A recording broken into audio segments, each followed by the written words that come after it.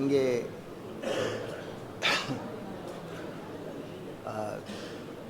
இந்த தமிழ் தேசிய மக்கள் முன்னணியின் தலைவர் திரு கஜேந்திரகுமார் பொன்னம்பலம் அவர்களே, தமிழ் தேசிய கட்சியின் தலைவர் திரு ஸ்ரீகாந்த் அவர்களே, தமிழ் தேசிய பசுமை இயக்கத்தின் தலைவர் ஐங்கர் நேசன் அவர்களே,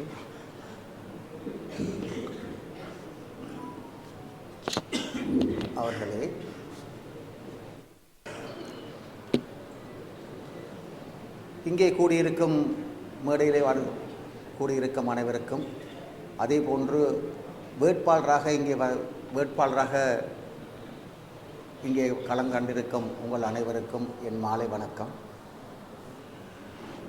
ஒரு விடயத்தை நான் இங்கே விசேடமாக கூற விரும்புவது என்னவென்றால், எனக்கு முன்னர் பேசிய தலைவர்கள், கட்சியின் தலைவர்கள், செயலாளர்கள் அனைவருமே பல விடயங்களை உங்கள் முன் வைத்தார்கள். அதே விடயத்தை நான் முன்வைக்கப் போவதில்லை. ஏனென்றால் நான் இருந்து அவதானித்து கொண்டிருந்தேன். ஏன்னா ஒரே விடயத்தை எல்லோரும் திரும்பவும் பேசுவது அது ஒரு நேரத்தையும் காலத்தையும் வீணடிக்கும் செயல்பாடு என்றபடியினால் மிகவும் நிதானமாக கேட்டுக்கொண்டிருந்தேன். அந்த விடயங்கள் எல்லாம் உங்களுடைய காதுகளிலே ஏறி இருக்கும். அதை தவிர நான் ஒரு வித்தியாசமான முறையிலே உங்கள் முன்னிலையிலே பேச வேண்டும், என் கருத்தை கூற வேண்டும் என்பதுதான் என்னுடைய அவா. என்னை பொறுத்தவரையிலே தமிழ் அரசியல் என்பது எனக்கு முகவரி அல்ல. அதே போல் நான் தமிழரசு கட்சியிலே 15 ஆண்டுகள், நேற்று இன்றல்ல, 2010ஆம் ஆண்டிலிருந்து யுத்தம் முடிவடைந்த பின்பு 1900 என்னை பொறுத்தவரையில் 1981ஆம் ஆண்டு சட்டக்கல்லூரியால் வெளியேறிய பின்னர் முதலாவதாக நான் இங்கு வந்து அரசியலில் ஈடுபட்டேன் மாவை சீனாத்ராஜாவுடன். அதன் பிறகு உங்களுக்கு எல்லோருக்கும் தெரியும், ஒப்பற்ற தலைவனுடைய தமிழ் மக்களுடைய ஒரே ஒரு, இனி வருமோ தெரியாது, ஒரே ஒரு ஒப்பாரும் மிக்காரும் இல்லை தலைவர்களுடைய அரசியல் இருந்தபடியினாலும், அதே வேளையிலே நான் கொழும்பினிலே தலைநகரத்திலே எங்களுக்காக, என் மண்ணுக்காக, என் மக்களுக்காக தங்கள் உயிரை தியாகம் செய்த எத்தனையோ ஆயிரக்கணக்கான இளைஞர்கள், ஜோதிகளுக்காக, அதே போல் சமூகத்தில் உள்ள சகல அந்தஸ்தில் உள்ளவர்களுக்காக நான் பயங்கரவாத சட்டத்திலே தாக்கல் செய்யப்பட்ட வழக்குகளில் ஆஜராகும் சூழ்நிலை உருவாகியதனால் எனக்கு என்னுடைய மண்ணிலே வந்து அரசியல் செய்ய சந்தர்ப்பம் கிடைக்கவில்லை. யுத்தம் முடிவடைந்தது. யுத்தம் முடிவடைந்த பிறகு நான் தீர்மானித்தேன், இப்பொழுது ஏனென்றால் தமிழரசு கட்சியை, அது ஒரு கட்சியாக இருந்தது 2009ஆம் ஆண்டுக்கு முன்னர். அதன் பிறகு அதனுடைய நிலைப்பாட்டை உங்களுக்கு தெரியும், இருந்தால் நான் கூறுகின்றேன். தீர்மானித்தேன் 2010 பிறகு. நானாக தீர்மானிக்கவில்லை, என்னை அழைத்தார்கள். அழைத்து கொழும்பு கிளையின் தலைவராக செயல்படும்படி கேட்டுக்கொண்டார்கள். வேலைப்பளுவுக்கு மத்தியிலும் நான் இந்த கட்சியில் இணைந்து 81ஆம் ஆண்டு மாவட்ட அபிவிருத்தி சபை தேர்தலுக்கு வந்து பிரச்சாரம் செய்திருந்தேன். ஆகவே வந்து கட்சியில் இணைந்து 2010ஆம் ஆண்டிலிருந்து நானும் பார்த்தேன், 2025 24 நவம்பர் மாதம் வரைக்கும் எவ்வளவோ முயற்சி எடுத்து பார்த்தேன். தமிழ் தேசியத்தை எங்கள் கட்சியிலே இருக்கின்ற, நான் இருந்த கட்சியில், தமிழரசு கட்சி, வருபவர் போவர் எல்லாம் கட்சியை பழுதாக்கி போட்டு போவதற்கு கட்சி பொறுப்பல்ல.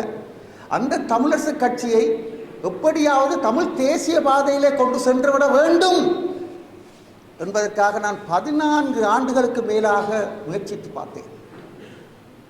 உள்ளுக்கிருந்தே விமர்சித்தேன், வெளியே என்று விமர்சிக்கவில்லை. கட்சிக்குள்ளிருந்தே நான் கூறினேன், இவ்வாறு செய்ய வேண்டாம், இவ்வாறு நடப்பது சரியில்லை, இது தமிழ் தேசியத்துக்கு விரோத சக்திகள். ஆனால் என்ன நடந்தது, என்ன நடக்கின்றது? இப்பொழுதும் தமிழ் தேசியம் என்ற போர்வையை போர்த்து கொண்டு, கவலைக்குரிய விடயம், தங்களுடைய பொருளாதாரத்தை பெருப்பித்துக் கொண்டார்கள். நான் பேரை குறிப்பிட வரவில்லை, பேர் எனக்கு அவசியம் இல்லை, மக்களுக்கு தெரியும். அவ்வாறான சூழ்நிலைக்கு அந்த கட்சி தள்ளப்பட்டு விட்டது. பணம், பதவி, பட்டம். பணமும் பதவியும் தான் முக்கியமாக இருந்தது. பெயர்களை நான் குறிப்பிடவில்லை என்று மீண்டும் கூறுகிறேன்.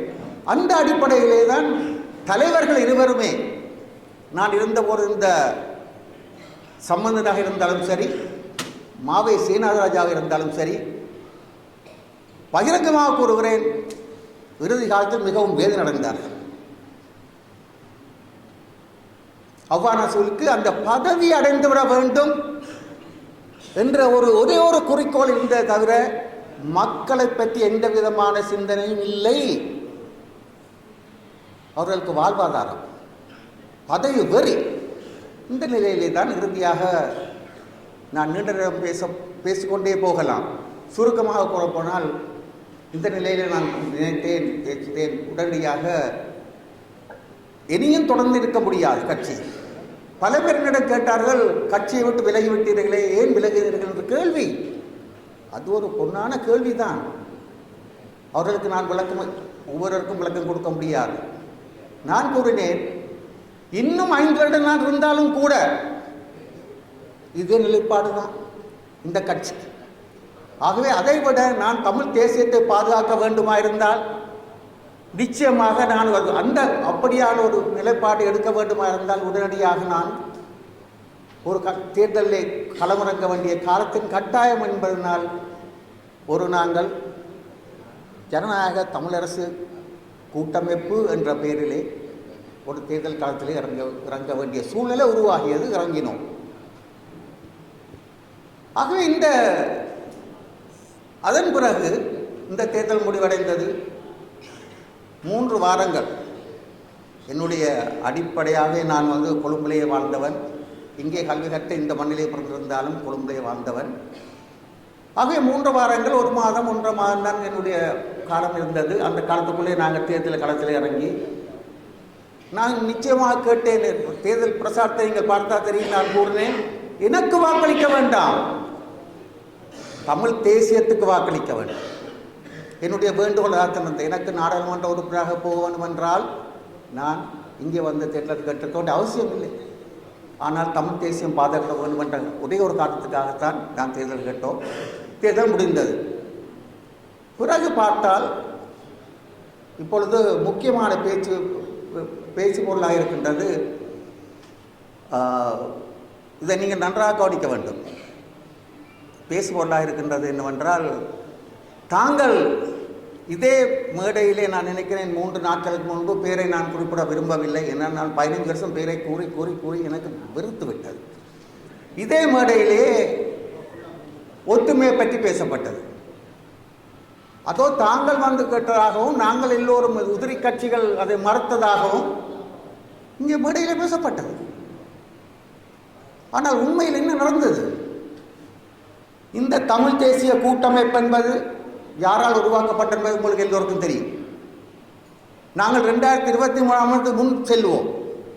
2023 ஆண்டுக்கு முன்னர் இந்த தமிழ் தேசிய கூட்டமைப்பு 2020 ஆண்டு கூட்டாகத்தான் தேர்தல் இறங்கியது.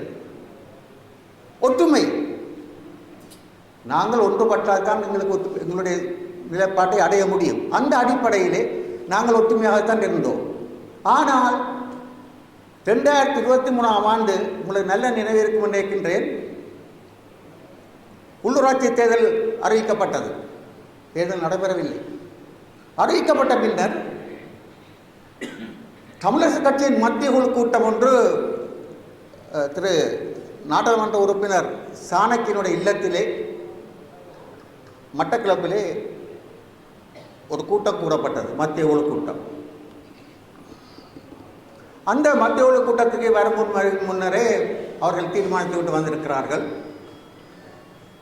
தாங்கள் தனியாக தமிழரசு கட்சி தனியாக போட்டியிட வேண்டும், தமிழ் தேசிய கூட்டமைப்போடு போட்டியிடக்கூடாது என்ற ஒரு பிரேரணை முன்வைக்கப்பட்டது மத்திய குழுவிலே. பலர் பேசினார்கள், அதுக்கு காரணங்கள் கூறினார்கள். அப்படி தனித்தனியாக கேட்டால்தான் எங்களுக்கு அதிகமான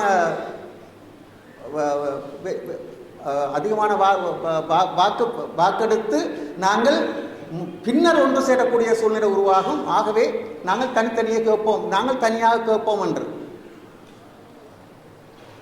உண்மையில் நடந்தது என்னவென்றால், சேனாதிராஜ் அவர்கள் தலைமை தாங்கினார். நான் பார்த்தேன், இப்படி நான் ஒருவன் மட்டும்தான் 40 நிமிஷம் எதிர்ப்பு தெரிவித்தேன். 40 என்னென்றால், முக்கியமாக எனக்கு பதவியோ பட்டமோ அதோ எதுவுமே கேட்டது கிடையாது, கேட்க வேண்டிய அவசியம் இல்லை, இப்பவும் தான். ஆகவே நான் 40 நிமிடங்கள் பேசி பார்த்தேன். ஒரு கூட்டாக இருக்கிறத உடைத்து விடாதீர்கள், ஒப்பாரும் மிக்காரும் உள்ள தலைவனால் உருவாக்கப்பட்டது. ஆகவே இந்த கூட்டணி உடைக்க வேண்டாம். ஒரு ஒரு தேர்தலுக்காக வேண்டி, ஒரு சின்ன விடயத்துக்காக வேண்டி இந்த தேர்தலை உடைக்க வேண்டாம் என்று கூறிய பொழுது மாவே சேனாதிராஜாவும் என்னுடைய கருத்து உடன்பட்டார். ஆனால் அவருக்கு செயலிழந்தவர். அங்கே அனைவரும் ஒன்று கூடி விட்டார்கள். ஒன்று கூடி ஒரு முடிவெடுத்தார்கள். வவுனியாவில் இருக்கிற சேனாதி என்ற இன்னொரு மத்திய குழு உறுப்பினர் எனக்கு ஆதரவு தெரிவித்தார். 3 பேர். ஆனால் கூட்டம் முடிய முந்தி நாங்கள் 3 வெளியேறிவிட்டோம். மாவையும் வந்தார், கையை காட்டிவிட்டு வந்துவிட்டார். ஆகவே நான் கேட்கிற கேள்வி என்னென்றால், ஒற்றுமையாக இருந்த தமிழ் தேசிய கூட்டமைப்பை உடைத்தது யார்? உங்களுக்கு தெரிய வேண்டும். இன்று ஒற்றுமை ஒற்றுமை ஒற்றுமை என்கிறீர்கள். எதற்காக உடைத்தீர்கள், சிதறடித்தீர்கள்? உங்களோட சுயநலம் தானே காரணம், வேறு என்னத்துக்காக? அதாவது என்னை பொறுத்தவரையிலே நான் இந்த இந்த இந்த இப்பொழுது இந்த கூட்டில் அமைந்து இந்த இந்த இந்த தமிழ் தேசிய பேரவை என்ற இல்லை இணைந்ததுக்கு முக்கியமான காரணம், இந்த கட்சியினுடைய தமிழ் தேசிய மக்கள் முன்னணியினுடைய தலைவருடைய கொள்கை பிடிப்பு.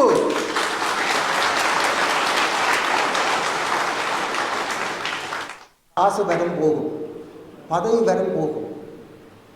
ஆனால் நாங்கள் என்ன செய்தோம்? என் மண்ணுக்காக, என் மக்களுக்காக என்ன செய்து விட்டோம்? எல்லோரும் ஒரு நாள் போகுதுதான், ஆனால் எதையாவது செய்துவிட்டு போக வேண்டும். அந்த கொள்கை பிடிப்பு இருக்க வேண்டும் மனுஷனுக்கு. அந்த அடிப்படையிலே தான் நாங்கள் இப்பொழுது இருந்தோம். ஆகவே விடயத்து வருகிறேன் என்னவென்றால், ஆகவே அப்படி சிதறடித்து விட்டு தெற்கத்திய அரசியலுக்கு உங்களுக்கு தெரியும், டிவைட் அண்ட் ரூல் பாலிசி என்பார்கள், பிரித்து ஆள்ற தந்திரம். தெற்கத்திய அரசியலுக்கு என்ன தேவையோ அதை அழகாக அரங்கேற்றி விட்டார்கள். அரங்கேற்றிவர் யார் என்பது நான் உங்களுக்கு தெரிந்தபடியே. ஆனால் இறுதியாக நடந்தது, சரி வருவோமே, கடைசி இறுதி தேர்தலை பார்ப்போமே. கடந்த நவம்பர் மாதம் நடந்த தேர்தலிலே தமிழிசை கட்சியிலே யாழ்ப்பாண மக்கள், என்னை பொறுத்த வரைக்கும் கிளிநொச்சியும் யாழ்ப்பாணமும், யாழ்ப்பாணம் 2 சேர்ந்த மாவட்டம் தான் தேர்தல் மாவட்டம். ஆனால் யாழ்ப்பாணத்தை பிரதானமாக கொண்டு ஒருத்தர் கூட தமிழ் கட்சியில் வெற்றி பெறவில்லை. கிளிநொச்சியிலே இருக்கின்ற சிவஞானம்க்கு சில வாக்குகள் விழுந்தபடி அவர் வந்துவிட்டார் கிளிநொச்சி. ஆனால் யாழ்ப்பாணத்தில் ஒரு பிரதிநிதிகள் கிடைக்கவில்லை. ஒன்றை பாருங்கள், 6 பிரதிநிதிகள் உள்ள இடத்திலே, இது யாழ்ப்பாணம் என்பது தமிழருடைய தாயகம் மட்டுமல்ல, அது நெஞ்சு மாதிரி இதயம். இதயம் தான் யாழ்ப்பாணம். உங்களுக்கு தெரியும், எங்கே போனாலும் யாழ்ப்பாணம் என்று கேட்பாங்க. எங்களுடைய யாழ்ப்பாணமே இன்றைக்கு நிலைமை சிதறிவிட்டது. ஆகவே இந்த அடிப்படையிலே பார்க்கும் பொழுது நாங்கள் இப்பொழுது ஒரு கூட்டாக இணைந்திருக்கோம் பேரவை என்று சொல்லி. ஏனென்றால் இன்னும் நாங்கள் மீண்டும் மீண்டும் எங்கட ஒற்றுமை வேண்டும் என்பதனால்தான் இன்று நாங்கள் அனைவரும் இங்கே இருக்கின்றோம். ஒற்றுமை வெற்றி தோல்வி கப்பால ஒற்றுமையாக இருக்க வேண்டும். இதே ஒற்றுமை தொடர்ந்து இருக்க வேண்டும். இந்த ஒற்றுமை தான் எங்களுடைய வெற்றி என்பதை நாங்கள் மனதில் கொள்ள வேண்டும். அந்த விஷயத்தை விட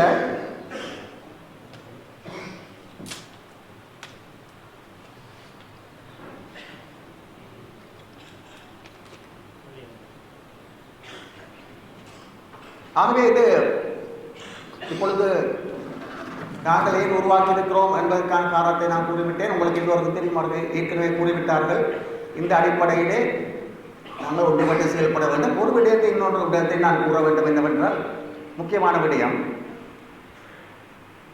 எங்களுடைய தோல்விக்கு காரணம் நாங்கள் தான்.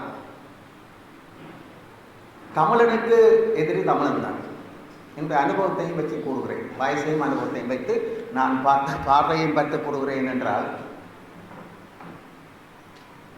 நன்றாக சிந்தித்து பாருங்கள். இம்முறை கடந்த தேர்தலிலே ஒரு பெரும்பான்மை சிங்கள கட்சி அது எங்கிட்ட யாழ்ப்பாணத்திலே வடமாநிலத்திலே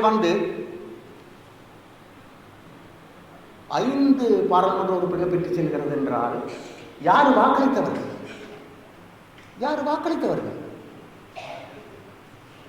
அந்த பெரும்பான்மை கட்சிக்கு அந்த கட்சி என்ன செய்தது, எப்படியான கட்சி என்பதெல்லாம் உங்களுக்கு தெரிந்தபடியே நான் நேரத்தை வீணாக்க விரும்பவில்லை. ஆகவே காரணம் என்னவென்றால், நீங்கள் அந்த முழு விழுந்த வாக்குகளை அனைத்தையும் பாருங்கள்.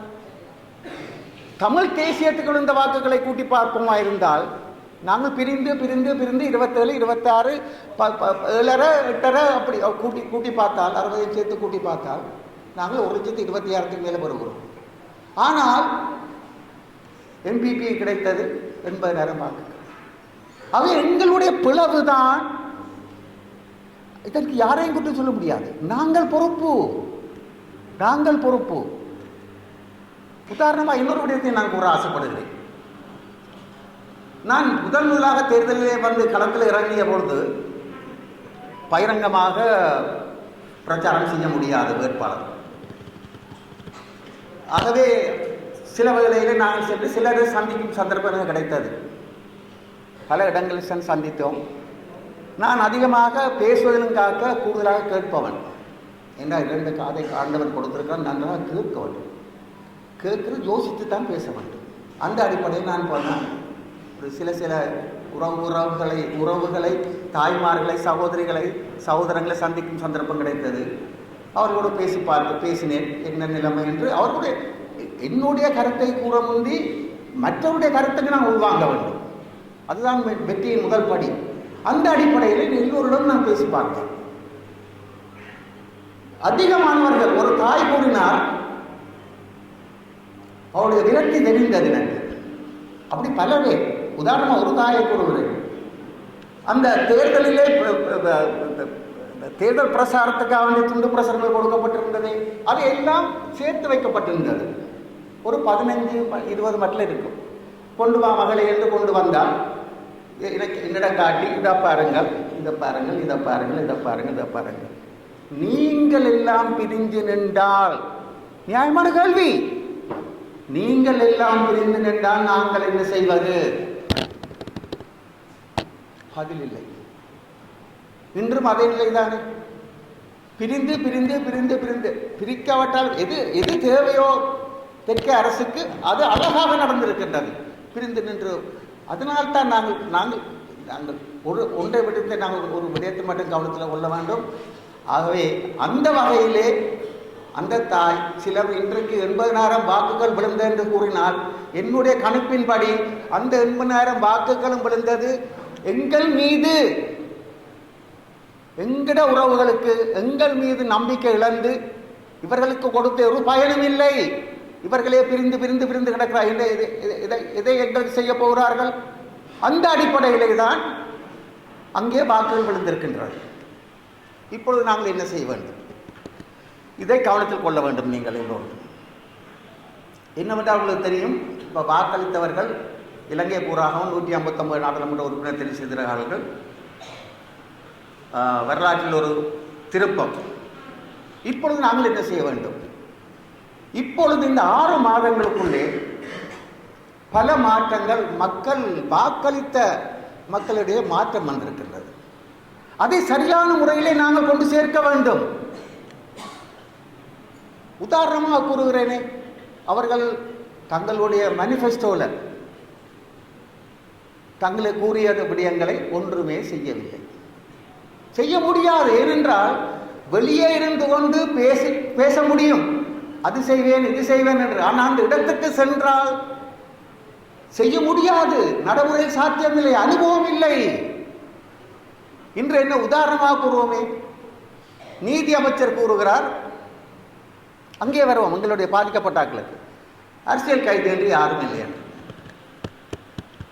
நீதி அமைச்சர் எனக்கு 30 வருடமாக அவர் தெரியும், என்னோட நெருக்கமானவர். அது வேறு விடயம்.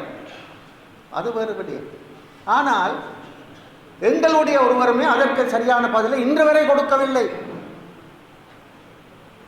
நான் கேட்கிறேன் என்னவென்றால், உங்களுக்கு தெரியுமோ தெரியாவிட்டால் தெரிந்திருக்க நினைக்கின்றேன், 1964 ஆண்டு, சாரி 1964 இப்போ 2025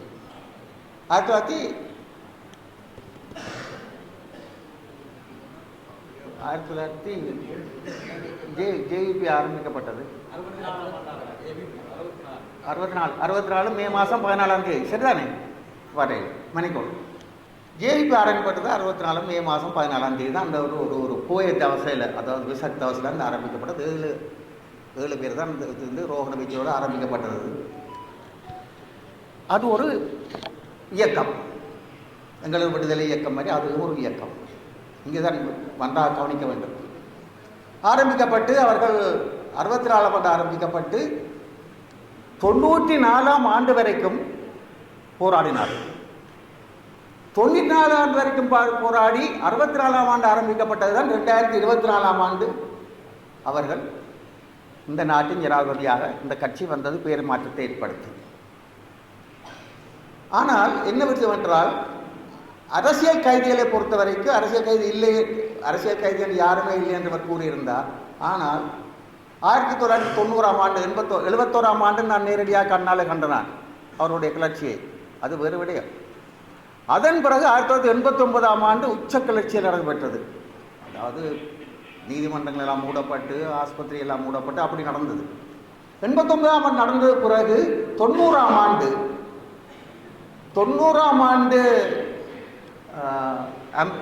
இன்டர்நேஷனல் அம்னஸ்டி அவர் ஒரு அறிக்கையை தயாரித்திருக்கிறார்கள். அந்த அறிக்கையிலே அவர்கள் தெளிவாக கூறுகிறார்கள். அந்த அறிக்கையில் கூறப்படும் விஷயம் என்னவென்றால், வடக்கிளையும் தெற்கிளையும் இங்கேயும் யுத்தம் நடந்து கொண்டிருக்கின்றது. எங்களுடைய இளைஞர்கள் இங்கே போராடி கொண்டிருக்கிறார்கள். அங்கே தெற்கிளையும் இளைஞர்களுடைய போராட்டம் தொடர்ந்து கொண்டிருக்கிறது. தெற்கிலையும் வடக்கிலையும் இந்த போராட்டத்திற்காக 9,000 பேர், ஒருவர் 2 பேர் இல்லை, 9,000 ரிமைன் இன் டிடைனிங். அதாவது என்னவென்றால் 9,000 பேர் வந்து தடுப்பு காவலில் வைக்கப்பட்டிருக்கிறார்கள். அது அங்கே சொல்கிறார், தடுப்பு காவலில் இருந்தால், தடுப்பு காவல் என்பது அதுவும் அரசியல் கைதி தான் என்ற ஒரு விளக்கம் கொடுக்கப்பட்டிருக்கிறது. அதிலே போட்டிருக்கு, பொலிட்டிக்கல் பிரிசனர்ஸ் ரிமைன் இன் டிடென்ஷன், அழகாக கூறப்பட்டது. ஆகவே இந்த அரசியல் கைதி என்பது இப்பொழுது வந்து அரசியல் கைதி அவர் யாரும் இல்லை என்கிறார்கள். அதுவும் விசேடமாக போட்டது, சிங்கள ஜேவிபியினரும் எல்டிடியினருமாக 9,000 பேர் அரசியல் கைதிகள் சிறையிலே தடுப்பு காவலில் இருக்கிறார்கள். ஆனால் இங்கே நீதி அமைச்சர் என்ன கூறுகிறார்? இது என்ன விடயம் என்று சொன்னால், நீதி அமைச்சருக்கோ பயங்கரவாத சட்டமும் தெரியாது, அரசியல் கைதியும் தெரியாது. இங்கே கூறுகிறார் இல்லை என்று. அடுத்த விடயம், பயங்கரவாத சட்டத்தை நீக்கவாக அவர்கள் வாக்குறுதி அளித்திருந்தார்கள். தங்களுடைய இதிலே தேர்தல் விஞ்ஞாபனத்திலே வாக்குறுதி அளித்தார்கள், பயங்கரவாத சட்டம் நீக்கப்படும் என்று. இங்கே ஒரு விடயத்தை நான் இங்கே கூற வேண்டிய காலத்தின் கட்டாயம் நினைக்கின்றேன். இந்த பயங்கரவாத சட்டம் 79ஆம் ஆண்டு 48ஆம் இலக்க சட்டமாக கொண்டு வந்த பிறகு அது வந்து அந்த பயங்கரவாத சட்டம் வந்து ஜேவிபி மீதும் பாய்ந்தது, எங்கள் மீதும் பாய்ந்தது, இல்லை என்று கூற முடியாது. ஆனால் அந்த சட்டம் வந்து தொடர்ச்சியாக அந்த சட்டம் எங்களுடைய தமிழ் தலைமைத்துவங்கள் அந்த சட்டத்தை கொண்டு வரும் பொழுது அதுக்கு ஆதரவு அளித்தார்கள். 79ஆம் ஆண்டு 48ஆம் இலக்க சட்டத்திற்கு, தமிழ் பயங்கரவாத தடை சட்டத்துக்கு ஜே.ஆர். ஜெயவர்தனனுடைய விடயத்தை கேட்டு அவருக்கு உரிய மந்திரத்தை கேட்டு ஆதரவளித்தார்கள். ஆனால் அதன் பிறகு இந்த சட்டம் ஒழிக்கப்பட வேண்டும் என்று இறுதியாக 2012ஆம் இலக்கம் 2022 12/22 ஒரு அமெண்ட்மெண்ட் வந்தது. ஒரு ஒரு ஒரு திருத்த சட்டம் கொண்டு வரப்பட்ட அந்த திருத்த சட்டத்திலே பல நல்ல விடயங்கள், அதாவது பிணை எடுத்து வெளியே வரக்கூடிய நல்ல விடயங்கள் இருந்தது. நான் ஒருவன் மட்டும்தான் இந்த சட்டம் பாராளுமன்றத்தில் ஆதரிக்கப்பட வேண்டும் என்ற குரலை முன்வைத்தேன். ஏன்னா அந்த சட்டத்தை நாங்கள் எதிர்த்திருந்தால், அந்த சட்டம் நடைமுறைக்கு வராமல் இருந்திருந்தால் நிச்சயமாக இப்போ 150 கைதிகள் இன்றும் இருப்பார்கள். எதிர்க்க வேண்டிய ஆதரித்து ஆதரிக்க வேண்டிய இடத்துல எதிர்த்தது தான் எங்களுடைய தலைமைத்துவங்கள். ஆகவே இந்த விடயத்தை பொறுத்த வரைக்கும் நான் கூற வருவது என்ன விடயம் என்றால், இப்பொழுது இதனால் கனவிடயங்கள் இப்போ பொட்டு வைப்பு பிரச்சனையும் வந்திருக்கிறது. அதை எல்லாத்திலையும் கையை வைத்து எங்களுடைய கலாச்சாரத்தில் எங்கள் பெண்கள் பொட்டு வைக்கிறவர்களுக்கு வந்திருக்கு.